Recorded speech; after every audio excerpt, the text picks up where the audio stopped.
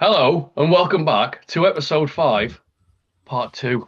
Because it seems we hit a bit of a nerve with the previous episode there, which was very interesting, wasn't it? Well, well, I know quite what happened, but something went strangely wrong, didn't it? It Well, was I did. So as soon as it cut off, I thought, "Oh, that's interesting, isn't it?" Because you were just about to go into Agenda 2030 and your journey into that. And I thought, oh, it's good. Do you know what I mean? I'm thinking, right, I've got one of the questions checked off as well. So, like, one of the questions off the list, and then bang off, and I'm like, I think 77's listening in, mate. I think they were like, right, okay, they've had enough fun. Right, I'll stop yeah, it it there. certainly seemed that way, didn't it? It was a It bit it weird, wasn't really it? did. So anyway, welcome back, So let's Mark. let me backtrack to where I was. So Yeah, please go on, mate. my mate Dennis Abbott, and if the internet goes off again, we'll know where we are. So my mate Dennis Abbott had been and seen me several times and said, there's something you need to know about the 2030 agenda and about the food and farming. And I said, look, it's never going to affect food and farming because farmers are always going to want to produce food, Yeah. right?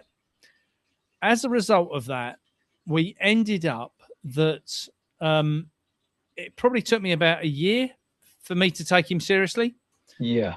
And at the same point, we'd got our first computer at home, and he kept handing me little bits of paper with handwritten website addresses to go and look at. He was Yeah. going down the library, and I started looking into it, and I was like, actually, there's something in this. Yeah. And Dennis used to do odd jobs like leaflet dropping and so forth for me, and still does leaflet dropping now. And I hadn't seen Dennis for, I don't know, probably 20 years. Whoa. Okay. Right. Yeah. And about 2 years ago, I was driving after lockdown. I was driving through a little village and I saw it. Oh, right. Dennis Abbott You, seems to be. See, right, I we still got you because you've frozen on the screen. Dennis oh, Abbott have seems I? to be a bit of a yeah. Oh, there you're back. Oh man, Oh, that's oh, okay. Sorry to cut. It just we lost you completely for a second so, there. Go on, so carry on. I was driving down the side of the road, saw him on the side of the road dropping off flyers, and I said to him, I need to have a word with you, mate. I said, because you woke me up onto an unprecedented level.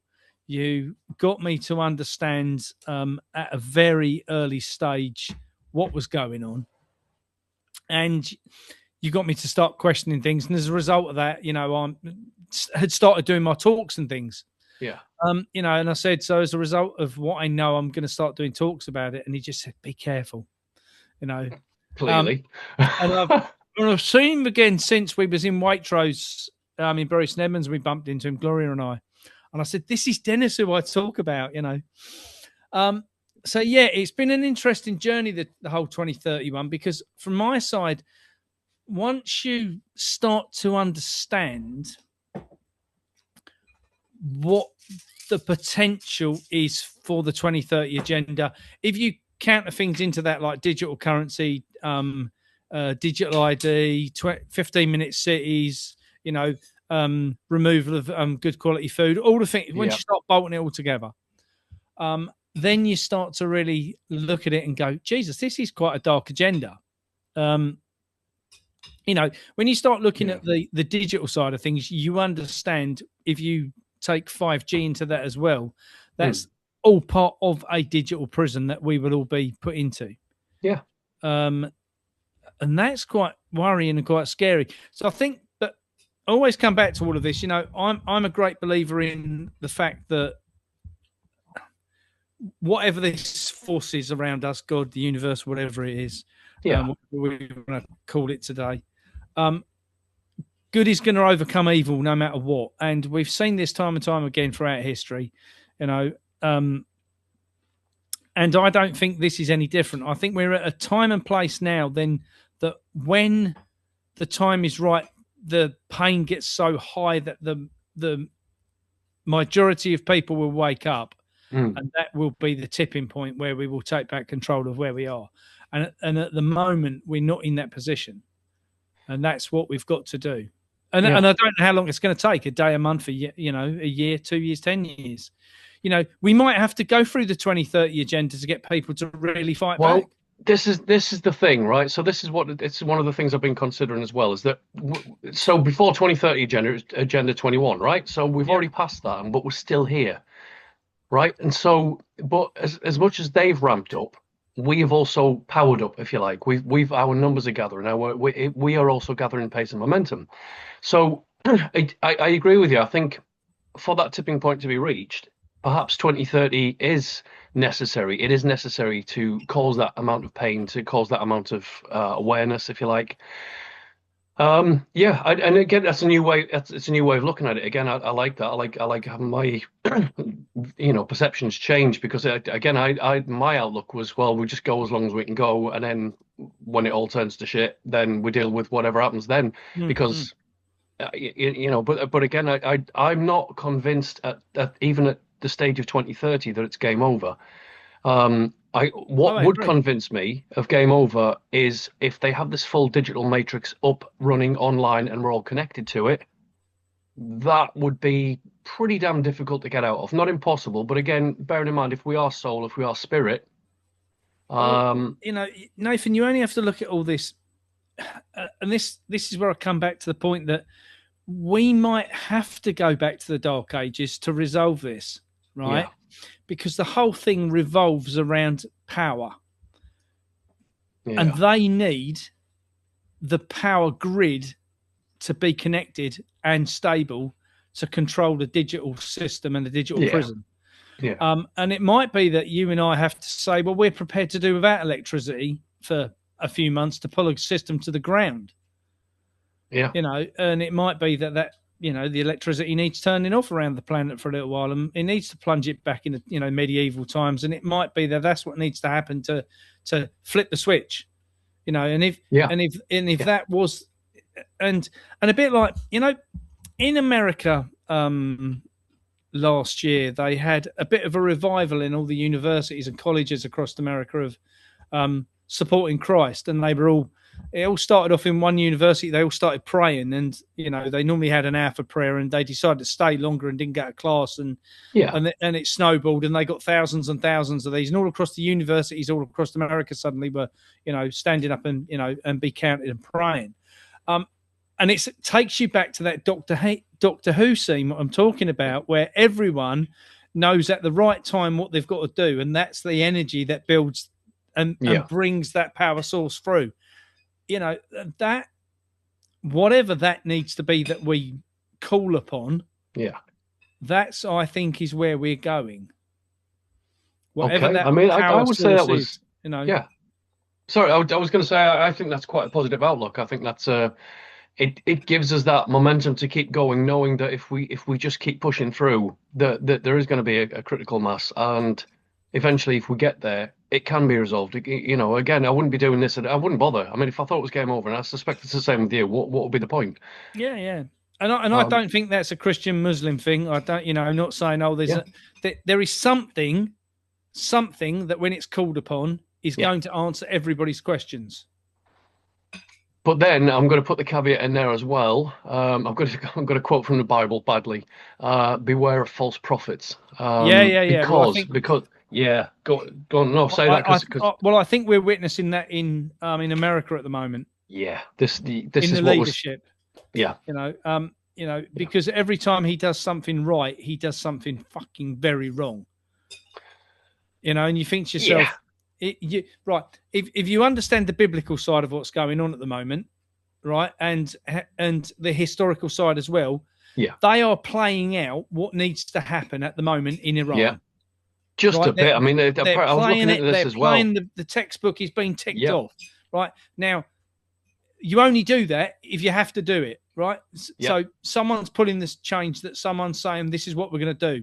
So as much as good that I think Trump has done since he's been into power, he's at this one thing.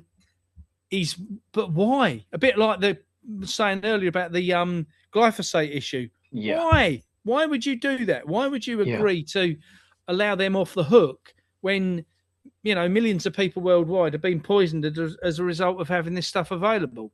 Yeah. Why would you do that? That doesn't make sense. And I think those, that. So I do think there is the side of a false prophet in there, because lots of people are going, fucking hell, he's the Messiah. He's doing everything to save the planet.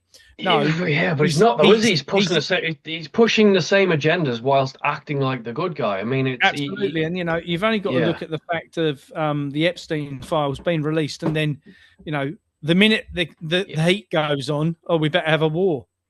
It's no different to sitting on September the 10th and going, well, listen, someone's realised there's about £80 billion missing as a black hole in the American armed forces budget. Yeah.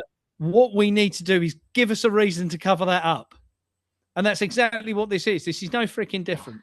How much was, because there was a massive amount was it, what did you say, 3 million? I thought it was three how much was it? It was trillions. It was billions or trillions. Yeah, it was a massive amount of money what had vanished.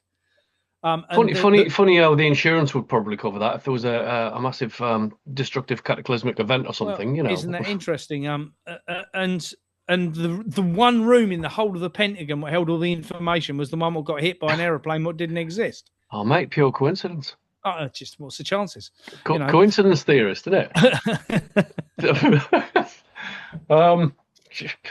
But it's mental. Can I? Because I know you're a bit restricted for time, so I'll try and wrap it up. I want to ask you two more questions, which is linked into what we've been discussing anyway. So, obviously, taking into consideration everything we've discussed, not only in this podcast but in previous podcasts, obviously with your podcasts on Eric Von Essex and Paul English show, taking all of that, right? Because there's quite a gathering there. All of your talks, all of your, all of that. One of the questions is, do you think that people should be prepping? And how should they be prepping? What's your advice for, like, if the shit does hit the fan, or even in the short term, even if it's a temporary, the shit's hitting the fan, we've got to get through it. How give us a little bit of advice for that, and then. Okay, in answer to the question, yes, I do think the shit's going to hit the fan. I think the shit's already hit the fan, to be honest. I just don't think spreading all over the place, doesn't it? I just don't think people have woken up to that yet. Okay, break it down. Do I think there's going to be food shortages? Yes. Okay. Do I think people need to start stockpiling food? Yes. Do I think people need to start growing food? Yes. Do I think people need to have a better relationship with the people who produce their food? Yes.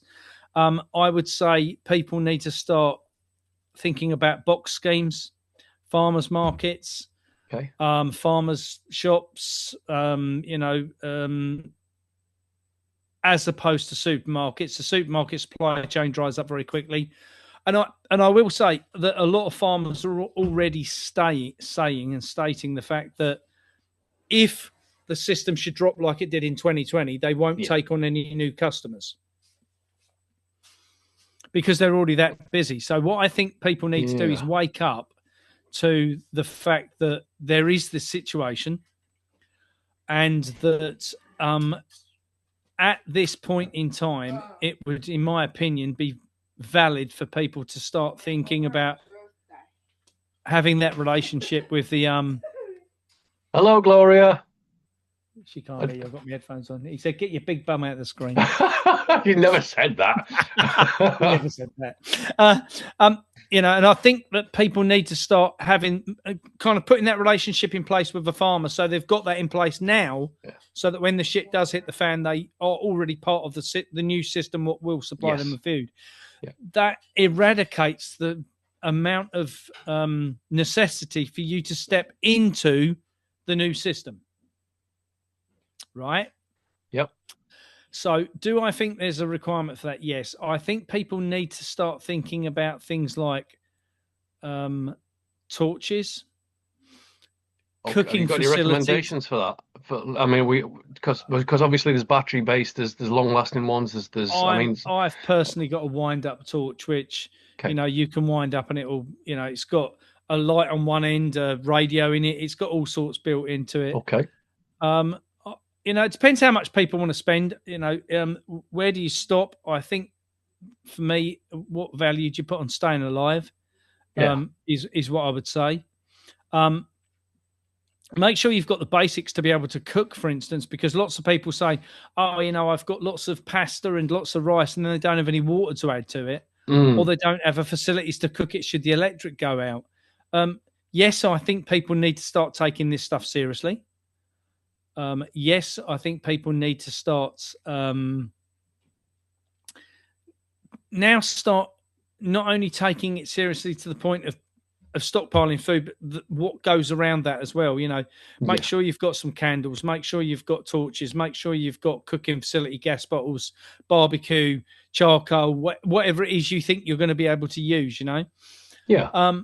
So for me, that's part of the essentials.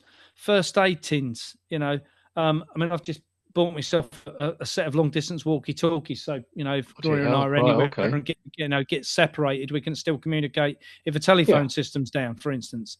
I think there's lots people can do. I think one of my pieces as of advice would be have a bug out bag that's packed all the time. Yep.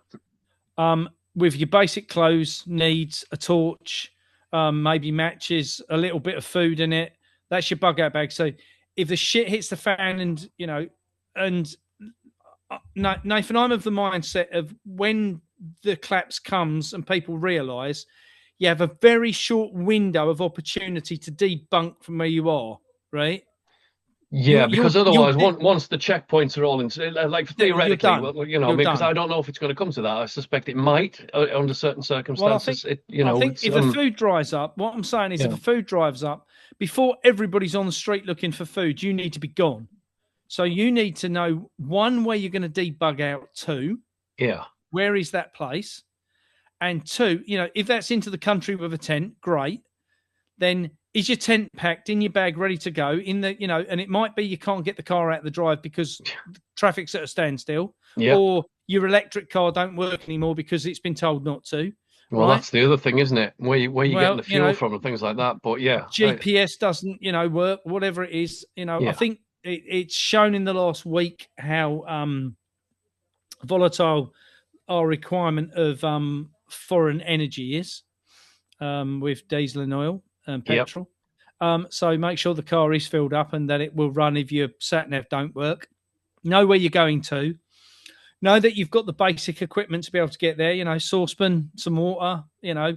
Some form of water purification in case you need to end up needing to boil your water or drink. I will say that Gloria and I spent last year out on the road. As you know, we spent a good percentage of that time drinking out of rivers. And drinking out of springs and things. We never boiled the water. We never purified the water at all. We just drank it. We were never ill. Yeah, we were never ill.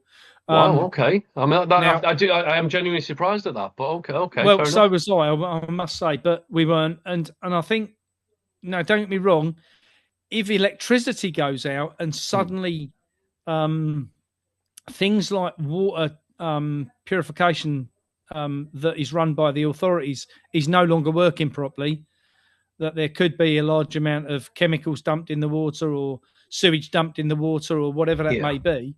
But I do think a basic level of understanding, and do you know what? There's some really good books out there about how to survive, survival books that look at survival at home, survival in the wild, survival in how to find food, whatever. Yeah. And what I would say to people is, it's too late to read those books when you're on the run. Just a bit. Right? So people need to be thinking about, if you're going to take the approach, if you're, mum, dad, 3 kids, for instance, and you're thinking, shit, this scares me, we would be safer staying at home. If you've got food, make sure you can protect it. Okay. Right? How would you... And what? Yeah, sorry. I know. It's my thought is right. If your neighbour knows you've got some food and they haven't got any, and they've got kids, and you right, they're going to want some of that food. Right. Got you. And if they're bigger than you, more dangerous than you, stronger than you, better armed than you, whatever. I was going to say, even if they've got more friends than you, they're going to overpower you that way. Absolutely. So ideally, So I do think that people need to be realistic about these things. And it's all good and well living in a city and saying, "Oh, it's never going to happen to us." They're always going to feed the city. The cities are going to be the first places without any food. Trust me. So Could yeah, I that would be. caveat? Go on. Could I Yeah, caveat that? Sorry to cut you off. So a lot of people have said this to me about the food shortages, and it's so I disagree slightly. And again, not to be disrespectful. There's a lot of junk food in the shops. There's a lot of GMO, not just GMO. You know, like shite. things that have got Crap in it. Yeah, additives yeah. and I mean, sweeteners and yeah, yeah. all of that crap added to it, Emulsifiers right? and everything else. Yeah. Yeah, it's essentially ultra processed foods, right? So Yeah. so Yeah. when the place that I'm coming from is yes, there's probably going to be food shortages. They're probably going to weaponize that and target things that people think they need. So I'm going to say bread and milk because people Toilet think they rolls. need that. But equally, I could very well survive without bread and milk. It wouldn't bother me in the Yeah. slightest. No, I agree. But just just things like that. Clearly, toilet rolls are a massive thing that you definitely need. So stock up on your toilet rolls. I'm being massively sarcastic when I say that.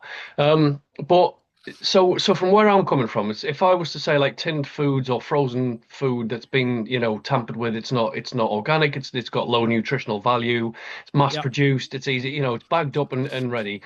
I would say that there's always going to be a supply of that because if they and here's my reasons for that if they starve the population, they've got a revolution. There's going to be chaos and there's going to be a revolution. People will literally start. I mean, I suspect, like you said there, that if somebody knows that you've got supplies, the first thing they're going to do is, well, we know this guy has supplies. Let's go there, right? Or we know that there's a stockpile. Mm-hmm. Okay, so yeah, I mean, be careful who you talk to, be careful who you tell, and I would say keep Yeah. it under lock and key to a large degree and make sure that you've got access to that. 100%.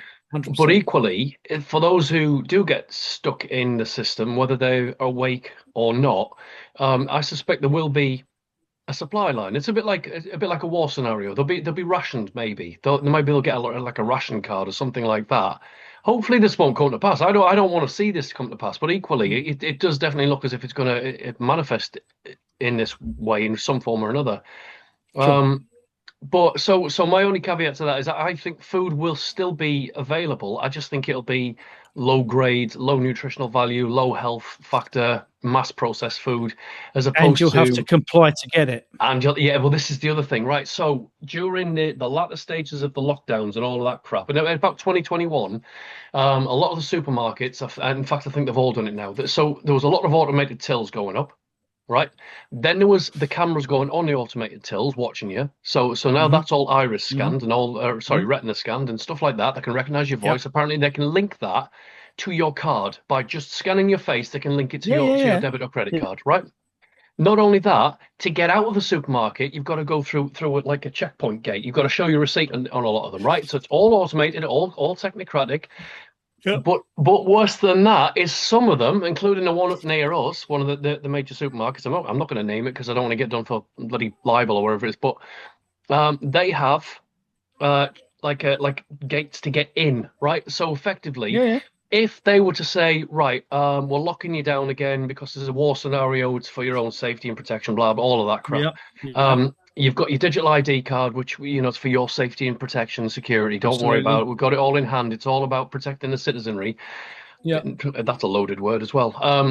But then if you don't have this, well, it's to protect everyone else. So you need it to protect everyone else as well. So if you don't have the card, you can't get into a supermarket. You can't get into like a leisure center or a hotel or things like that. Or even transport's going to be a biggie because if like for me, 100%. I don't drive yet. Yeah. Well, I know how to drive. I just don't have a license. I'm not going at that.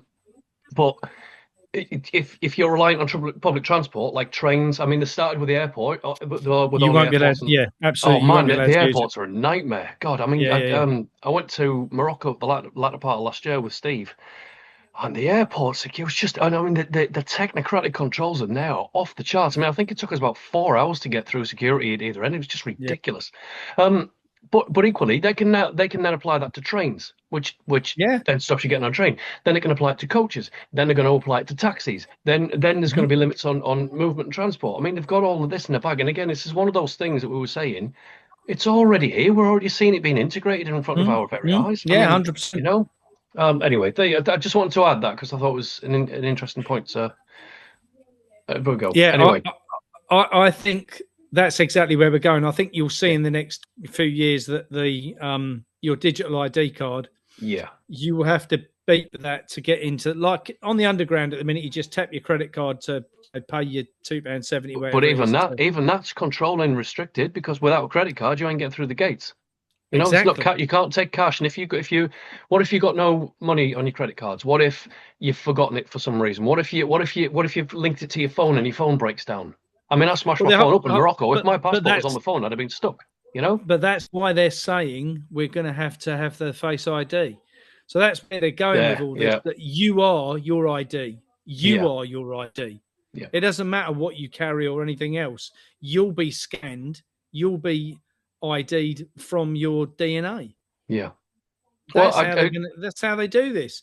And then that means in the future, and I can't remember the name of the film, but there was a film years ago where they had a code on their arm, and they could pass this key to each other, and they had like Elysium. Was it Elysium? a number running on their arm, which gave them the amount of life they'd got. Right. And yeah, I know what you're on about, because wherever they went, they just went beep. Well, that's where we're going to. That's that is the mark of the beast at the end of the day, as far as I'm concerned. The minute you've got that tattoo or whatever it is running on you, whether that's inside your skin or on your skin, whatever it might look like, that is the mark of the beast, and that's where they're heading. As far as they're concerned, where they're heading to. I mean, I say, Nathan, we can worry about all this stuff, right? But I still think at the correct time, mankind will wake up, take this shit show by the horns, give it a good shake, chuck out those who need chucking out, hang them from lampposts, whatever's got to be done, and we will move forward. And it might be that we have to go back to the Dark Ages to resolve this. Yeah. But we've clearly, and I absolutely 100% believe this, we've been here before, time and time and time again. I mean, we could link this into deja vu as well. So I've got an interesting anecdote for this, which is a personal experience that I had. Oh God, I don't think here's the place to bring it up. But I explained to Holly something that I'd been through in 2021. I got really ill in 2021, and I remember dying, phasing, and it's almost like there was two of me with two concurrent timelines, very similar realities, and they were merging. I was confused as hell, and these two timelines just like kind of merged together, and it's like a shifted, and I can't explain that. I can go through it. In fact, I've written about it in my book briefly, but I can't explain it any better than that. And Holly said, "Walking, you're a walking," and I was like, "Well, what's one of those?" But that's something for a different episode. I think we can go into that one, but I think you're right. I think we do cycle round and round and round, and whether I mean, it is theoretical at this point. I mean, I don't have the answers. I'm not going to claim I know what's after death and how it all works and things like that. But it's to me, everything about this reality is cyclical, right? It runs in codes and cycles, and there's a set of laws that define it, and we seem to be stuck in it. So let me propose something to you. I'm a great believer in life after death. Now, whether that's that we're reborn or what, I'm not sure, but just work with me here for a minute. Yeah. Let's assume that I am my laptop that I'm working on. Yeah. And I know in my own mind that the end of my era is near. Right? Well, I hope not. Well, no, but let's just play devil's advocate here. All right, fair enough. So I get to I'm at my 85, like my old chap is, and and I get to that point. I know that life for me is coming to an end, right? Yeah. But I'm a computer, right? Now let's say I uploaded all of my information that's on my hard drive to the cloud. Yeah. I then die. That laptop's dead and buried. Yeah. So I pop into town, I buy a new laptop, I plug it back in, and I now download all the information back onto that laptop. Yeah. Right? Now, let's take that on the next scenario. Okay. My dad, 85 years old, knows he's had the conversation only with me this morning that he knows his time's numbered up, you know. Yeah. And It's a let's shame about your dad, like, but you know, it's well, let's yeah. just assume, you know, because the reason I say about this is because my youngest daughter was born just a few days before my gran died, right? And when my daughter was born, she was very odd, subdued, Hmm. like there wasn't a lot in there. And, you know, and then Interesting. the midwives basically said, you know, after a few days, you know, she'll sort of find herself and come to life. And I went to see my gran in a care home, right?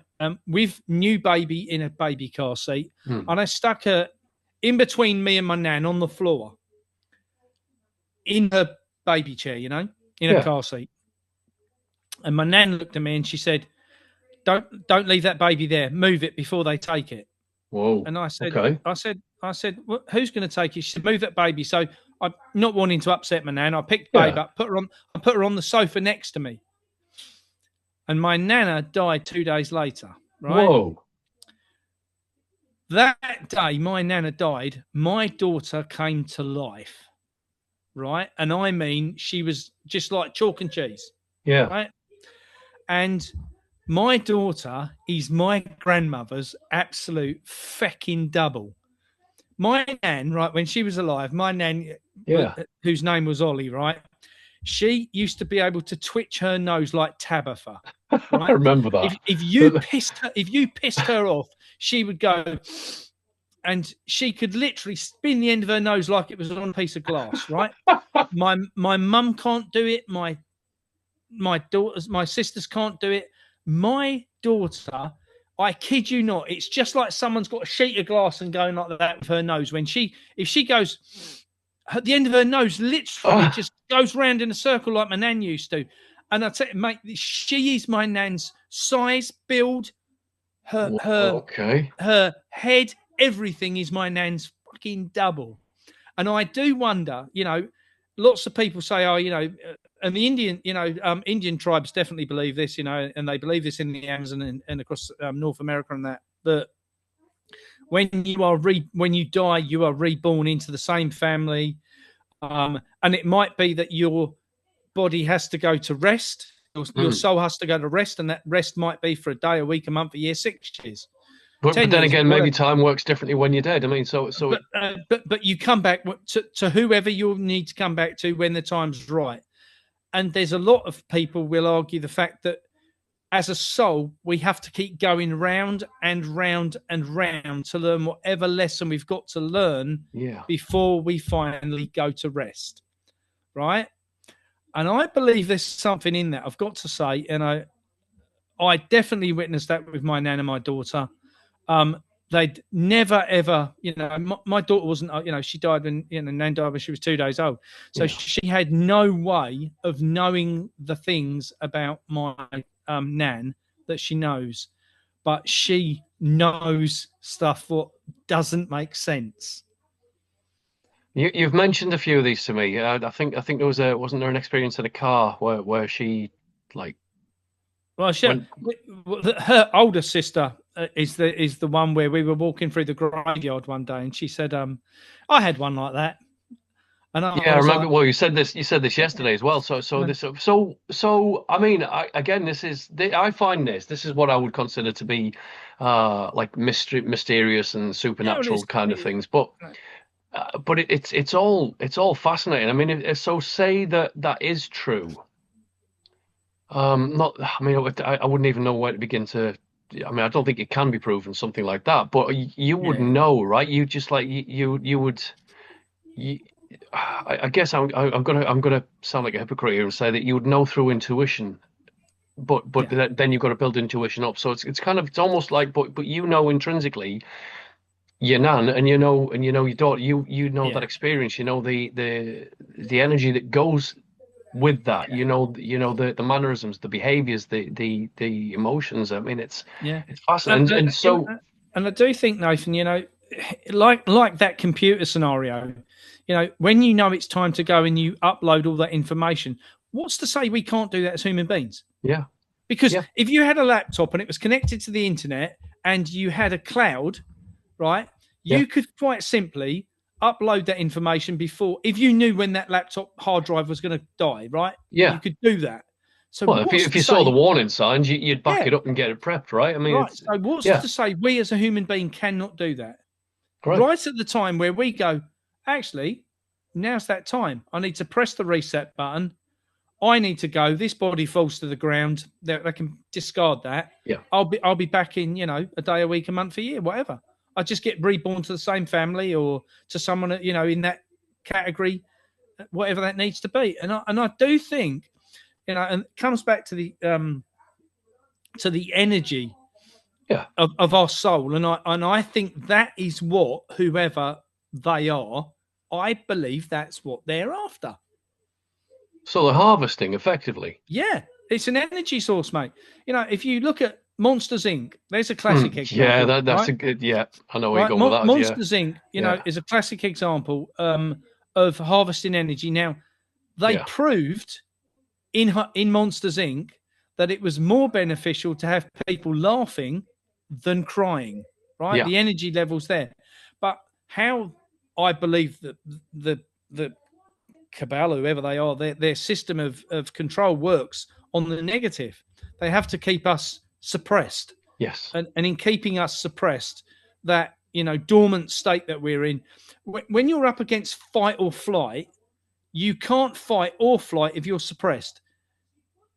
Well, it's fight, flight, or freeze, isn't it? So if you're suppressed, it's like you're a deer in the headlights. You don't know where to run. So it's what do I do? Exactly. It's the in between bit. It's And I think that's where more and more things that we're seeing playing out, like 5G and mobile communication and digital IDs and whatever, it's all gradually building us up to a point that we can't.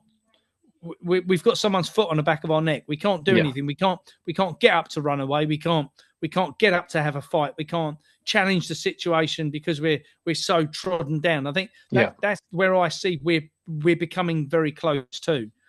So for me, this is the next step for this, really, I think, is everyone keeps talking about the Great Awakening. The Great Awakening is happening, but not to enough people.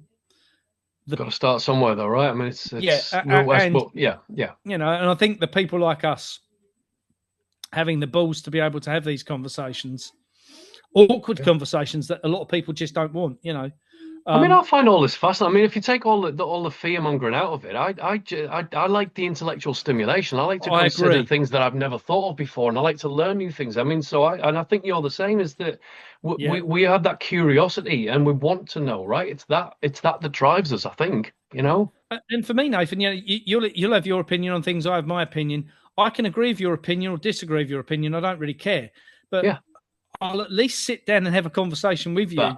And I'll go, like you said earlier, you changed my view on that yesterday, and I was like, well, it wasn't my intention, but Well, hey, I don't mind that though. I'm all right for that. I'm the same. I'm of the mindset that I'm forward thinking enough that if I think to myself that something's right, I'll go down that road. But if someone can prove me I'm wrong, I'll go, oh, hang on a minute.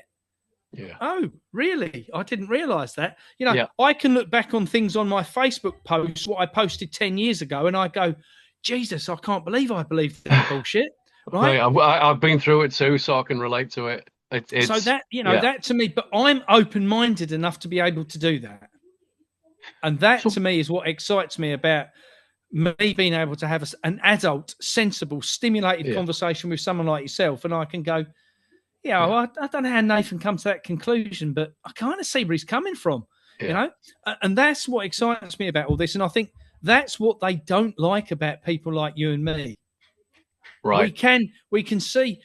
Here's a classic. My niece come to see my parents today, and she bought my dad a colouring book. Yeah. Right. And some colouring crayons. And she said, Grandad, I thought while you're sitting in the chair board, you might like to do this. And he was, and my mum laughed, and she said, he'd have been better off with a dot to dot. And I said, I don't think he would, because I don't think he could put the dots together anymore. right? Which is a shame, but but equally, my point yeah, being, right, yeah, there's a lot of people out there as yet can't put the dots together. yeah, If the picture was already drawn, they might be able to colour it in, but they haven't yet got to the picture being put together. They've still got all the dots.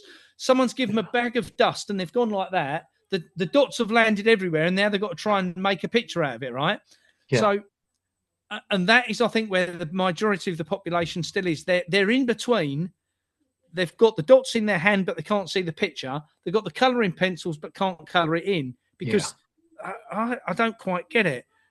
And they've got to join the dots to see the yeah. picture, to colour it in, to identify what the issue is, and then they'll be able to move forward. But at the minute, And then move out to look at it from a I mean it's a really good analogy. I mean one of the things I say to people is that because I get people saying, well, how have you like how can you see it so clearly? How do you how do you know so much? It's like, well, I change my perception, but I like to look at things from above. I go up there and I look down yeah, because then you get the whole picture, and then you can zoom back in, and so it's a little bit like joining those dots together.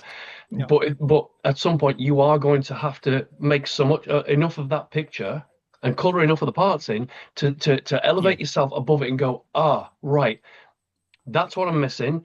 I can see that that's developing. I can see that that links to right, and so always go up and look at it from above. Look at it from a higher perspective, and then go back into it so that you can experience it and unravel it a bit more. And And I you know, think there's also a big part of this, Nathan, that at this point, a lot of the dots aren't there for people. So Hmm, they've only got half the amount of dots they need. And as yeah, each one comes available, and they then chuck it on the page and go, oh, that and that connect up. Well, I don't see how the rest of it goes together. And then in 2 weeks' time, they get another dot chucked in. They go, oh, bugger me, and I can see that joined to that now. And this is the game we're playing. You know, we're playing dot to dot with the human race, and I believe the civilization as a whole surviving is down to the dots all being put on the board and us being able to identify what those dots look like as a picture, colouring it in, identifying what it looks like when it's coloured in, yeah, and then going, so actually I can do something about this because all I need to do is take that dot away. Because all of this, whoever is putting all this into place is very much in the position that they are reliant on us not putting the dots together. yeah. Which is why there's so much deception and distractions. Again, smoke and mirrors, bread and Absolutely. circuses, and they do it deliberately because it throws us off the scent. I mean, it's like you said the other day, and I've since listened to a couple of other people like echo the same sentiments, which is the Epstein files is now being blown wide open. Right? They can't They cover can't that up. hide So it. what they're doing is Yeah, distracting people yeah, with yeah. something else, which is what they do a lot, incidentally. But Shaky. just a bit. But that doesn't mean we've got to stop talking about it. I mean, No. I'm happy to. I mean, I think that's got a lot of life in it yet. But the one thing that I will say again is why are these people still walking free? I mean, the Clintons for I saw somebody like Because some there's no way to stop them. It's as simple as that. There's no well, it's way not to going stop to. I them. mean, they are the people that run the system. They're not going to bring it down on their own heads, unless No. So this is what people are. I was watching a body language expert dismantle Hillary Clinton's testimony the other day. Yeah, yeah, And it's almost like I'm not being funny. What I got out of that, and even they were like, "Yeah, this is dodgy." I mean, these are like proper expert body language yeah, experts and yeah. ex-CIA and all that stuff, and it was really good. But one of the things that crossed my mind is, yeah, she's not only acting, she put the script together. Yes. She's making it out as she put all the pieces in it. She put oh well, if the hearing was public, it would have been better. She was probably the one that made sure it wasn't public, so that she could come out and Absolutely. say that. Yeah. I mean, it is genius the way they're doing it, but they're going to Yeah. walk free, mate. They're going to walk free, which means it doesn't matter. Well, Doesn't matter what the Epstein file says. Nathan, It I think there is a lot to be said for, and I'm going to be careful how I word this because I'm going to say I do not condone violence, right? And I okay. don't condone any violence towards anybody. Yeah. So what we're saying is hypothetically, Hypothetically, right? I've often questioned this about chemtrails as well. Hmm. Thousands of us across the country, hundreds of thousands, if not millions of people, know what is going on with chemtrails. Yeah. Okay. Yeah. Agreed. And those aircraft fly out of predominantly free airfields. Okay?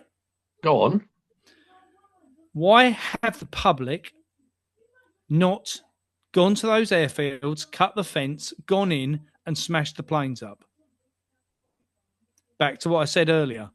Oh, so we're just asking a question, aren't we? So we're not advocating for anything. We're just simply and the asking reason questions. it hasn't been done is because at this point the pain isn't high enough. Yeah. Right? Yeah. Years ago, there was a film made, and I don't know what it was called. I never do, but there was a film made about these. They discover they're digging an underground in London, one of the underground train tunnels, and they find an egg, and this egg is a dragon egg, right? Oh, I know the Rain of Fire. I think it was, yeah. Rain of Fire. And these dragons end up more or less controlling the world. Yes. You know, and eventually they get the better of these dragons. But it takes lots of people having to be killed, lots of pain, lots of burn-ins, lots of suffering for the people to start to fight back, organize themselves, get so they understand how to shoot things down. And that's that's kind of where I think we are.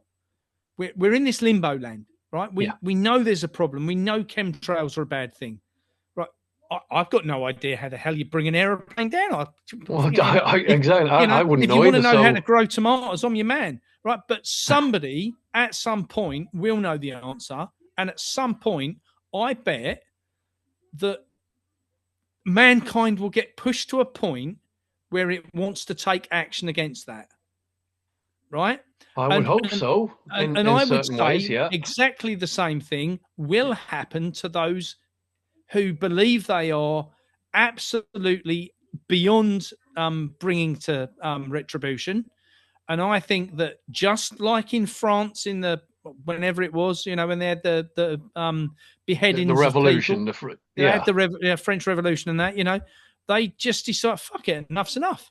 Right, we're going to deal with it, right? And I think there probably historically comes a point throughout all history where that point comes, the flash point, right? Yeah. The pain's too much. Yeah. And at the minute, the pain isn't too much. But it is building up. I would say it was definitely building up. I mean, it's definitely tension there. Even people who I would consider still normies or not awake and aware, whatever, however you would like to phrase that.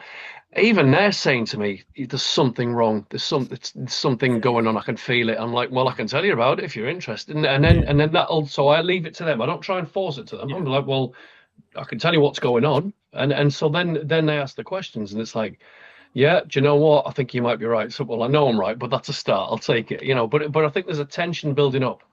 Are you being called? I'm conscious the fire's going out again. Oh, right. Right. Well, I mean, dinner's getting cold. I was going to say we've done our half-hour segment. So should we cut it there, and you can go and have your dinner and enjoy your night with Gloria and. Absolutely, mate. And what we'll do is, I'm away for the weekend, as you know, Milton Keynes. Good luck with that, by the way. I'd have come with you, but it would mean travelling back down and back up, and because I've got to spend a couple of weeks with my daughter. So it's unfortunately on this occasion I won't be with you, mate. No worries. And then, do you want to do something Tuesday? Because Monday I've got interviews all day. Tuesday I haven't. So if you want to do some more of this on Tuesday. Yep, brilliant. 3 p.m. Yeah. Brilliant. Whenever. Right. Yeah, just send me a message. That's fantastic. Okay. As I say to everybody about all of this, this hasn't started yet. Well, it's certainly. I'm going to say prepping. It certainly seems to be picking up a bit of speed, doesn't it? Yeah, absolutely. In terms of this hasn't started from their side, right? This hasn't started from their side on what they need to deliver, but it hasn't started from our side, the fight back. I think we're now at the foot of that mountain, having to climb it. But what's taken them, as I say yesterday, what's taken them 1,000 years isn't going to take us 10 years.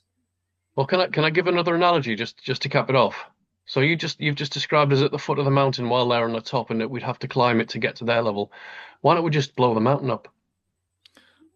I think that might be a possibility. Bring the mountain down. If it's going to take us a while to scale it, bring the bugger down. Well, as they say, if Muhammad won't come to the mountain will have to come to Muhammad. Exactly.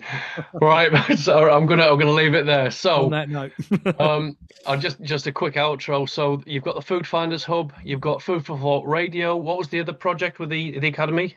Well, yeah, we've got a school. Yep. So I don't know if you're gonna how you're gonna do this, but I can send you the link to the school because Send me the links. I'll stick them on the description. I'll also stick them on the website as well. So for anyone who wants to catch up, it's still in development at the minute, but it's getting there. NathanLucius.com, and you can. I'll signpost all of Mark's work on there as best as I can as well. He's got his own websites. He's got his own group, so I'll signpost that as best as I can, mate. But do you want to give us a little bit of intro on that, or come back to that another time? Well, the school's really simple. I mean, school is a platform that allows people to be able to come together like a Facebook page, effectively. So you're all on it on the same. You're all there because you want to be there for one thing, and ours is about food production. So whether that's growing food at home, growing food on small scale farming, big farms, we've got all sorts of people on there. 114 members on there so far, from 10 different countries. From all different sizes of growing, just bringing their knowledge to the table to help everybody out. And for me, this is where the future is. We need solutions. We need answers. Yes. Yeah. If someone's deliberately trying to block out the sun and block out us being able to grow food, what do we need to do to counteract that? Someone will know the answer. So this is where we're trying to get to. And we've teed up with another organisation who are called the Blueprint for Humanity. And they've set up a website where they teach people how to grow vegetables in any country of the world. So what vegetables grow in every country of the world. And they've given us access to use their website as well. So there's loads happening at the minute. And this is why I say lots and lots of people are coming together at the moment. And the time is for knowledge sharing is now. Absolutely. Absolutely. Now. So that for me is the big thing. Everyone has their knowledge, and it's now time to start sharing it and to bring to the table. This is how we beat the system. This is how we beat AI. This is how we beat how we beat robotics and everything else. Is mankind is connected to each other like a mycelium network. We just forgotten how to do it. I would say it's time to turn the switch back on, to turn the lights back on, and get the synapses back working and link us back up together. It's anyway, right. I'm going to let you get your dinner, mate. Thank you very much for joining us again. So I say that every time as if, but I mean, it's your podcast as much as it is mine. So thanks for coming on and sharing your vast amount of knowledge and wisdom. Much appreciated, mate. Say hi to Gloria. Will do, mate. And to Holly, buddy. I will do. And not that we got much questioning done, but anyway, there was a fair few we got through. Enjoy your dinner, mate, and I'll see you for the next one. So. And that's the end of this episode. So thank you very much for watching and tune in for the next one. So cheers, buddy. Thanks very much.